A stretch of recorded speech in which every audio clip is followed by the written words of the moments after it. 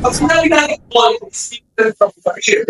Kasi sinabi natin politics from God. Pag sinabi ng career, it's from your personal decision. Ano sa Tagalog? Yung pipiliin mo at tatahakin mo na magiging profesyon pagdating ng panahon. Sino ito mag-gusto maging engineer? Amen. Police, doktor, militar. Diba may mga bagong at kung pipili po nun? Pag sinabi ng Paul, hindi mo pinili, si Lord ang pinili para sa Hebrews chapter 10 verse 5, ito ang pagkakala natin sa dahil Aaron, si Aaron, si Aaron. Kaya sabi mo siya, no one can become a high priest simply because he wants such an honor. He must be born by God from his work at start. Araw to us. Amen? Ano po sinagdala yun? Wala ka po na kahit sino ang pwedeng maging high priest. Amen? Sinabi ko ng high priest ito ay holy. Tawag yun ng Panginoon. At kapag tawag ko ng Diyos, mga kapatid, hindi mo pwedeng sabihin na ako yun. Tama? Ibig sabihin, ano pilipay? Pipiliin ka natin ng Diyos. Wala itong pwedeng mag-volunteer. Amen? No one can become a pastor dahil gusto niya.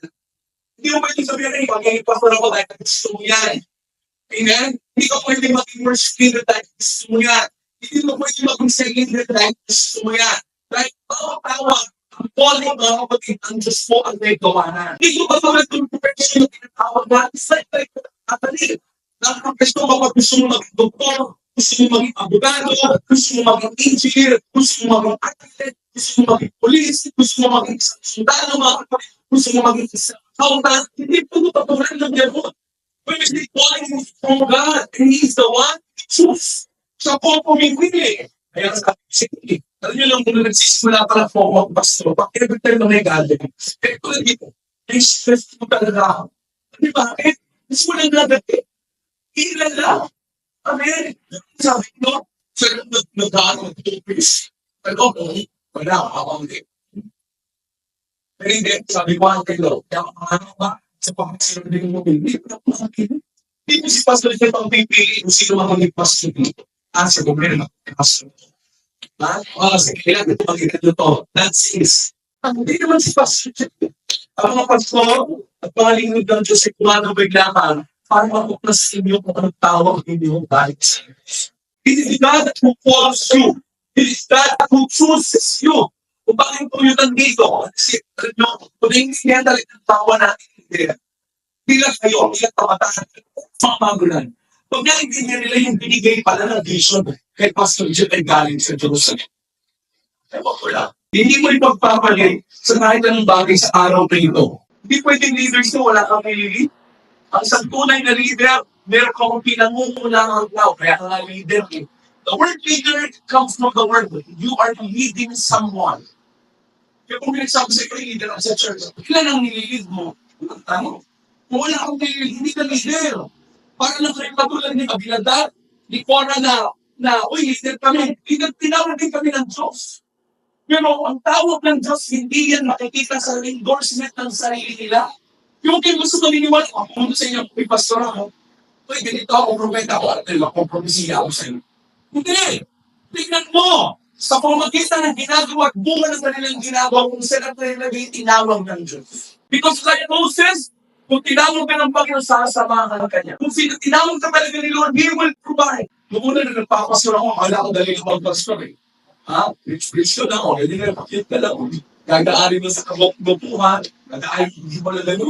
Amen. Amen. Di ba sa mga disciple ka, dilaan mo sa guwapo, dilaan mo sa kanino, dilaan mo sa krasuhan, hindi mo talaga madadala doon eh. Kailangan ko lang ng bumod, kailangan mo manalangin, nadami mo. Pero nyo, ngayon nagpapasunod for almost 1 decade, isang taon, isang ako na po ako na nagpapastor, mas lalo po ako mahanga sa mga pastor. Grabe yung sakripisyo pala nila.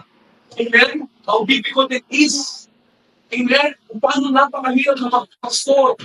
Kaya isalute, even yung mga leaders na nandito, kahit yung disciple niya, parang sinasalutuan mo, nire-respect. Bakit? Kasi alam ko yung pinagdaanan nyo.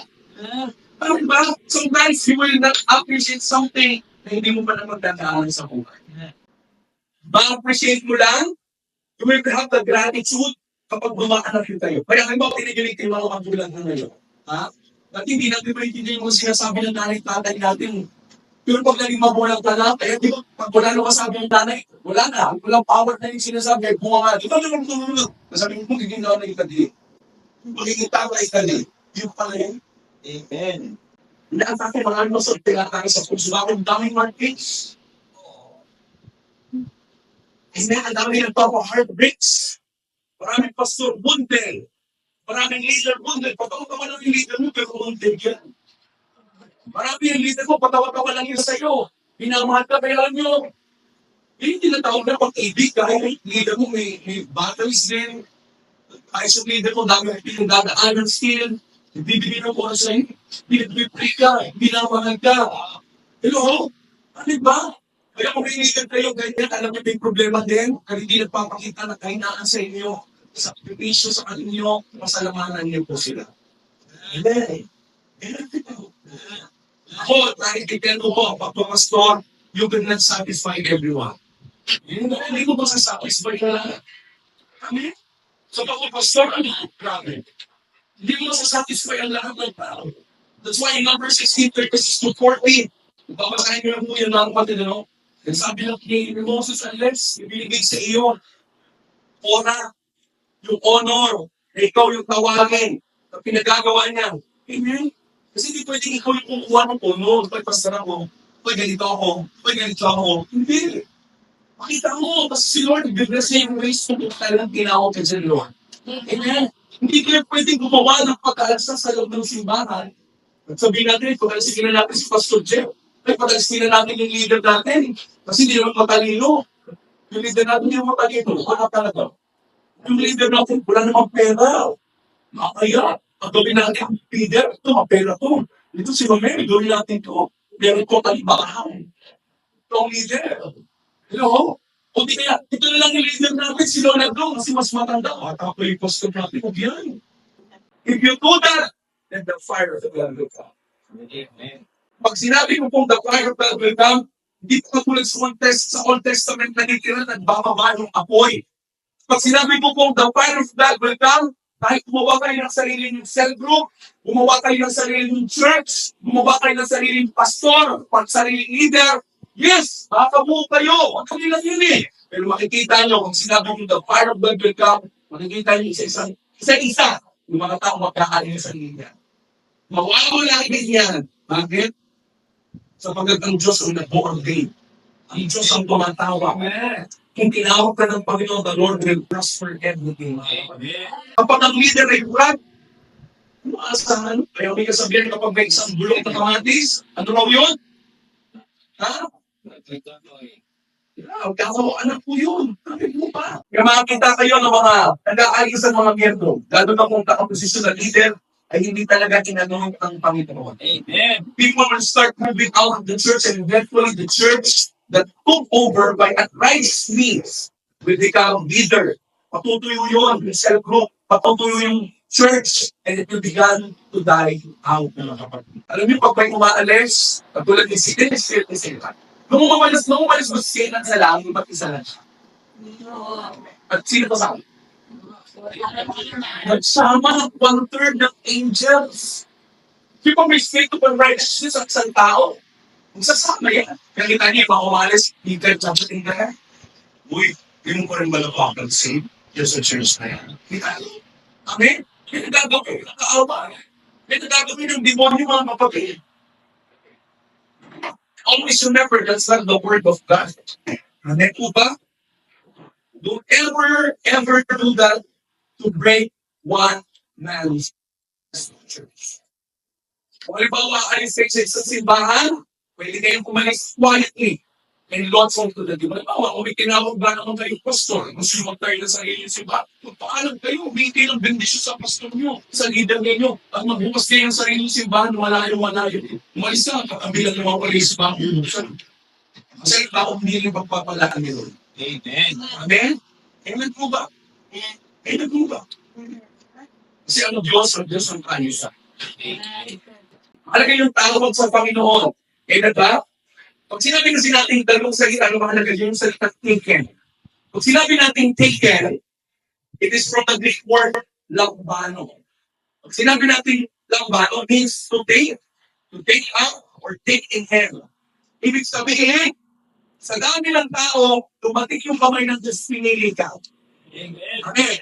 Pag sinabi naman natin appointed, from the Greek word, katistini. Katistini.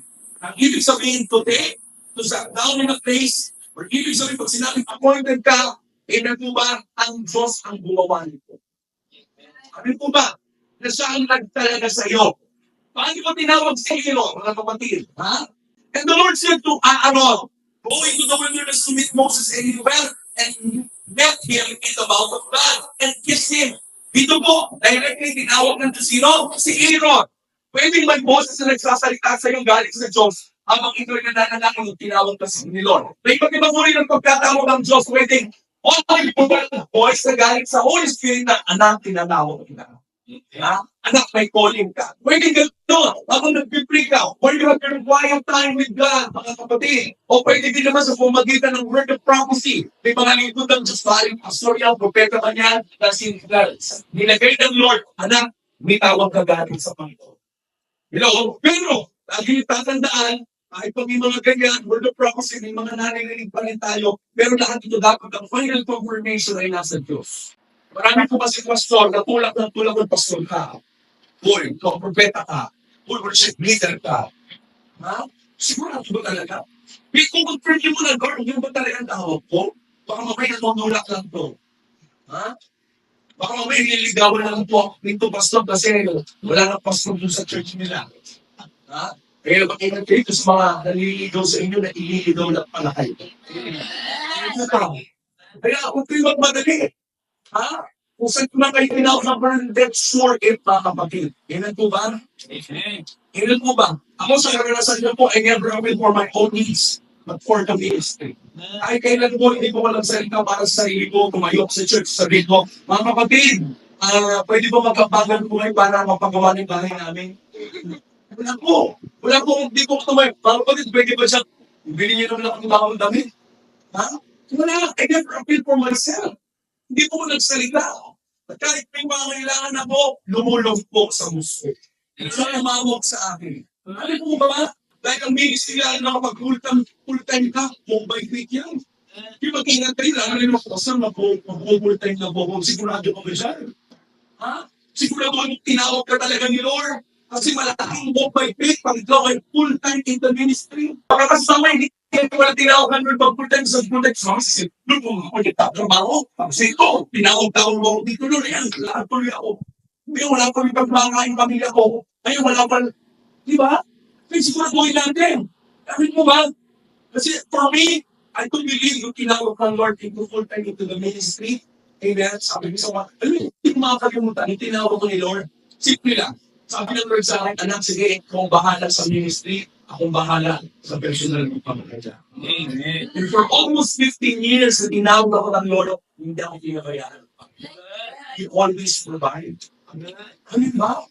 Sa dami-dami pinagawa sa akin ng Diyos, hindi ako pinabayaan ng Panginoon. I always see my hands na hindi ako pinabayaan ng Lord.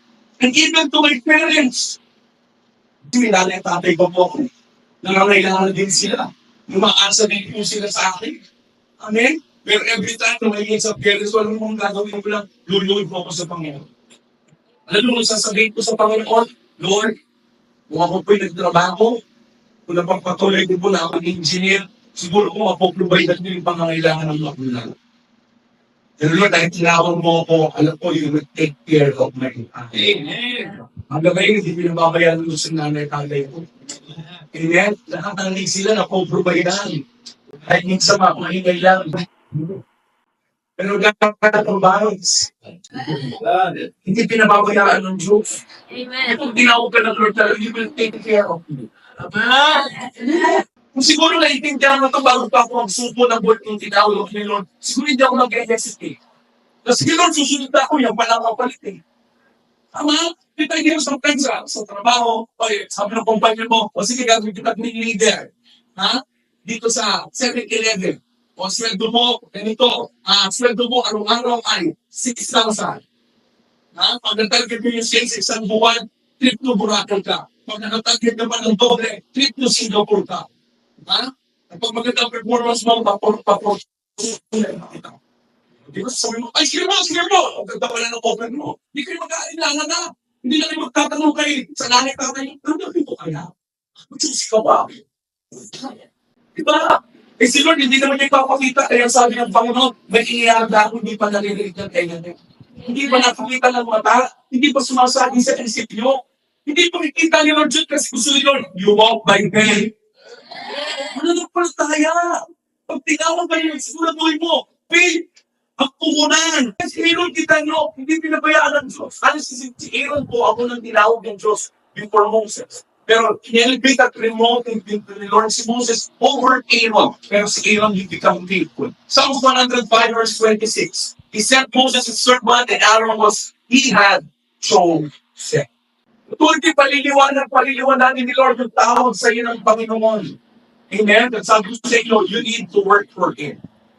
Kung may tawag ka, papaliwanag sa inyo ng tutek. Pero dapat nakikip-operate ka sa Panginoon. Kasi bakit? Kahit may tawag pa minsan lalabo eh. Nakita mo si Jonah ang nangyari, takas ng takas eh. Amen? Kahit may nakikita na, Jonah, ito ang mission mo, punta ka sa Nineveh, ganito ang gawin mo, hindi mo yung kukunan, ang takas ako. Amen? Hello? Di ba ganyan din po, similar manner, no, tinawag ko Jesus ang kanyang mga disciple, Acts chapter 4, verse 18 to 24. Nung tinawag niya si Peter, ano, matabor niya si Peter, dahil sa kapatid niya si Andrew. Si Andrew, siya isang tao lang eh. Sinira ni Jesus si Andrew, tinawag ko si Andrew, si Andrew pumunta sa kapatid niya, Uy, Peter, ano mo? Si Jesus, sama ka. Sinama. Tama. Si James, at yung kapatid niya sino? Si John. Sino pa? At lahat ng mga disciple, lahat sila ay mayroong successful fishing business. Moses sa mga disciple ni Jesus puro manginis. Tama? Ano sila mayayaman po sila makatagumpay yung mga disciple ni Jesus? Yung mga sarili-sarili silang bangkay. Tama? Pero kaya nung tinawag sila ng panasabi ng Panginoon, ano sabi ng Lord yung tinawag ako? Parito kayo, sumunod kayo sa akin. Anong ginawa ng mga disciple? Iniwan ng lambat ang kanilang bangka. Ibig sabihin yung negosyo nila, iniwan nila at sumunod sa Panginoon. Amen. Di ba katulad din ni Paul? Amen. Pero alam nyo, sumunod ng mga disciple, even Paul, di po sila nagutom. Amen. Hindi sila nawalan along the way na tinawag sila ng Lord. Kasi sigurado sila na tumawag din. Because Paul, in Acts chapter 9, verse 4, he fell to the ground and heard the voice saying to him, Saul, Saul, why are you persecuting me? Kilala natin sa Saul, bago siya maging Paul o Pablo, he's a high-ranking Pharisee. Tama?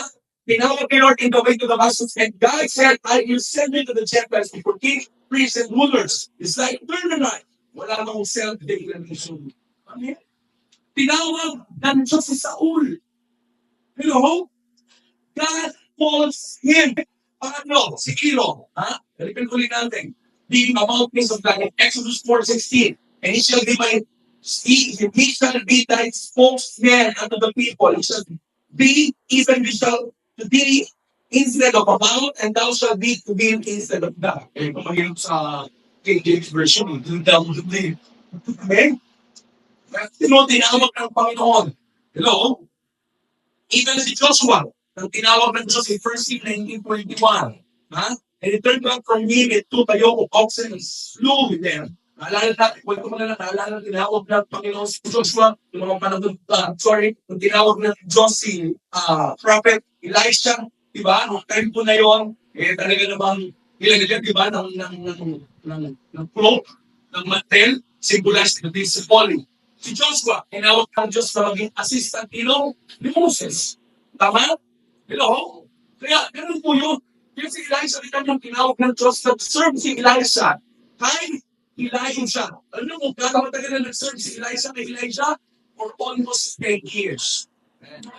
Pagkatapos ng 10 years na naglipod si Elisha doon sa tinawag ng Diyos, inaboy siya ng Panginoon. Sige, go one person of anointing. For 10 years, he is faithful na nagpuhugas ng paan ni Elijah, ng leader niya, ng pastor niya. For 10 years, pinagpapala niya ang leader niya. pinagkakataan niya ng makakain. Pagkain kailan, hindi niya ninanasa, mas higitan. Sino yung leader niya? Hindi kaya ninanasa yung magsalita o yung pagkakaroon ng pulpito. Ilan po ba? Kundi ang ninanasa niya, Lord, tinawag mo ko, nagpapilit ko na yung leader ko, yun lang ang gagawin ko. Nakita yung Panginoon na talaga siya talaga yung true successor. Kaya binigay sa kanya ang mantle ng double portion of anointing. Dahil siya faithful in another's man ministry. Amen? Pakilig po kayo. Isa sa mga hindi naiintindihan ng maraming Christian, amen? That serving a chosen man of God. Kapag naglilingkod kayo sa taong tinawag ng Diyos, hello, ay katulad din po yun na naglilingkod kayo sa Diyos. Hello, nandiyan ba kayo? Para iba na sa iyo maluluba. Balik. Amen? Ulitin ko yun, when you're serving a man in another ministry, naglilingkod kayo sa kapwa nyo na tinawag ng Diyos. Katulad ninyo ng paglilingkod sa Dino? Sa Diyos. Matthew 10:40. Anyone who receives you receives me. And anyone who receives me receives the Father who sent me. Kaya huwag kayo yung faithful sa lingkod ng Diyos sa pastor ninyo. Huwag kayo faithful sa mga leader na inassign ng Diyos sa inyo. Hindi niyo ba alam na mayroong isang pastor na inanood sa inyo ng Diyos? Hindi na lang sa inyo. Alam niyo, maraming Christian ngayon, hindi paano ang galing. Ang dami nilang pastor, ang dami nilang church, ang mga churches sila dito, church na to, church, ang dami na. Attendant sa Batista, ng iglesia, lahat na, daming pastor. Sino pastor mo? Kaya, pastor po din si Lapis. Sino ba? Kami pastor po din si Brother Eddie. Ang dami ang pastor. Makikita mo na they're not faithful. Kung saan sila tinawag ng Diyos. Amen? Alam si Pastor Jeff, isa lang ang pastor. Since the time I become born again, until today, isa lang ang pastor ko. Ha? Kasi bakit? Ano ang tinawag ng Diyos? For 16 years, hindi iniwan yung pastor ko. For 16 years na napili ako. Mga kasama ko, iwanan na ako. Ito na nga na nagtira. Then get promoted me. They got blessed me. Amen. Bakit faithful tayo sa lingkod ng Diyos na itinalaga sa inyo? Pupromote kayo, Lord. Amin po ba? Pero mga kapatid, ang paglilingkod sa lingkod ng Diyos ay natubas ang pagsunod ninyo ang paglilingkod sa Panginoon mismo. Kaya pareho lang yun. Amen? Hello? Na naglilis ka rin sa simbahan at yung tumayos pa sa pulpito. Pareho lang rin ang reward because you become a partners in the ministry. Amen? Malaki ba kung maliit yung mga ginagawa natin kasi yung sa tingin natin ay gusto mo rin maging ganon. Kaya gusto mo maging or nag-oral, gusto mo yung nagsasalita at hindi pastor. Kasi akala na mas malaki yung reward dito, hindi. Ang totoo, tinignan ni Lord. Kahit maliit lang yung ginagawa mo, tagawalis. Diyan pa tinawag ni Lord, tagawalis. Wala kang boses, wala kang ano. Tagawalis. Pupunta na tinawag na, nag-faithful ka dyan, pareho natin ng reward ni Lord, natin yung pastor. Bakit? You become both faithful. Although may that matter. Hindi tinitingnan ng Diyos ang laki ng gawa. Hindi tinitingnan ng Lord yung pagtatapat habang ginagawa. Amen. Ano man yung heart attitude mo, yung tinitingnan ng Lord? Paano naman nagsiserve? Nagsiserve ka ba na mayroong complain? Nasunod ka, magkaroon dito sa puso mo, ayaw ko talaga. Nagre-reklamo ka ng buong puso at ginagawa mo rito na hindi talaga. Kasi bakit? Gusto mo kasi na-appreciate ka. Diba, hindi mo na ako mapagsalamang kay pastor. Hindi mo na ako compose. Ha? O parang kaya, ginagawa mo kasi yan kasi gusto mong bayaran ka. Gusto mo ng recognition, para i-realize ka. Alam nyo, pag kanya nakakatayin nyo nagpasasyo ko lang kayo ang mapapala, kasi wala din ako pera. Yung recognition, di pa ako mahilig mag-recognize. Amen? Kasi I don't believe si Lord naman ang pinaglilingkuran niya. Amen. Kaya ako natutuwa ko, Amen?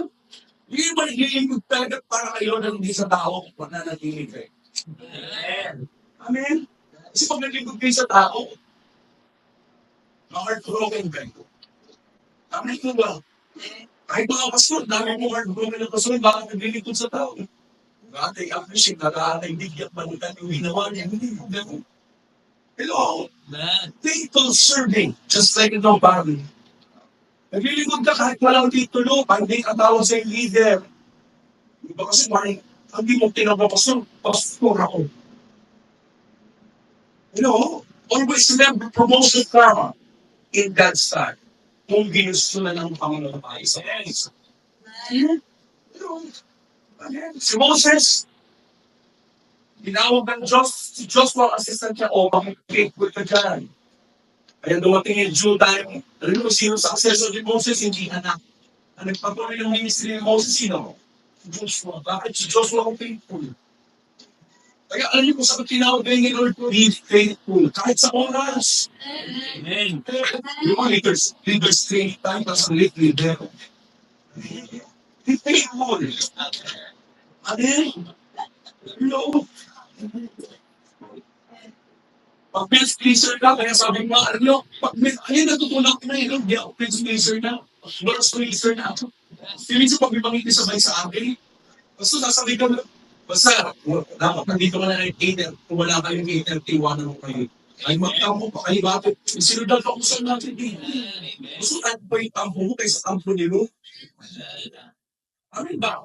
Amen. Hello. Amen.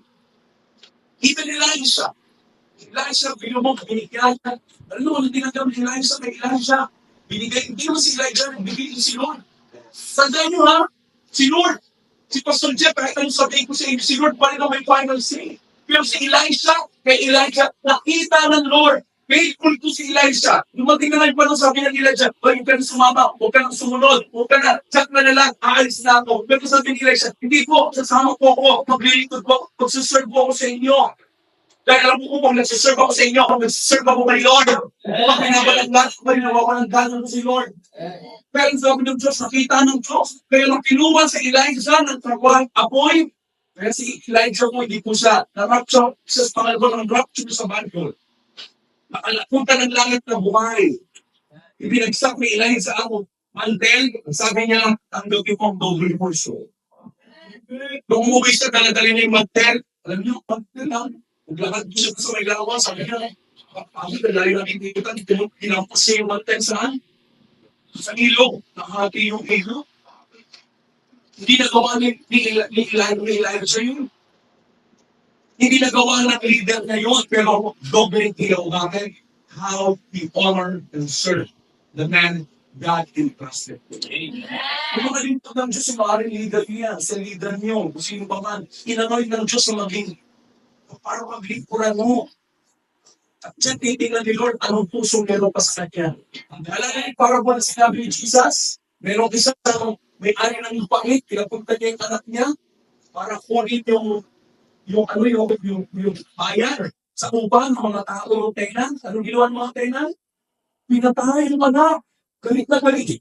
Anong ginawa niyo sa anak ko? Ginawa niyo na rin sa akin. Tama? Kaya po ba? Kaya mga kapatid, sa pa, Aaron was obedient to all Moses commanded him to do. Masunod si Aaron, kaya binilas ni Lord, ang panganay ha? Sino ang panganay? Si Aaron si Moses. Si Aaron. Pero nung sinabi ng Diyos na rinig ni Aaron, Moses, Aaron, ito na, ang pinili ko. Kahit manso yan, kahit bata yan, yan ang tinawag ko. Sumunod si Aaron with all of his heart. Dahil alam niya, recalling si Moses more than him. Property naman siya. Honesty. Dumating din sa mundo, nakatulad din ni Korah.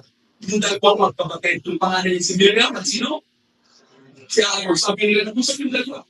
Bakit siya kapag dati niya ng leader din? Di ba, pangalan tayo? Ha? Alam niyo, naging yun ang Panginoon. Tinawag sila na ito, nabasa sa Bible. Tinawag sila sa tent, kinausap sila. Alam niyo, paglabas, yung dalawang kapatid, namutin po sila ang nilagyan ng Diyos ng keto. Sino nilagyan ng keto? Si Miriam.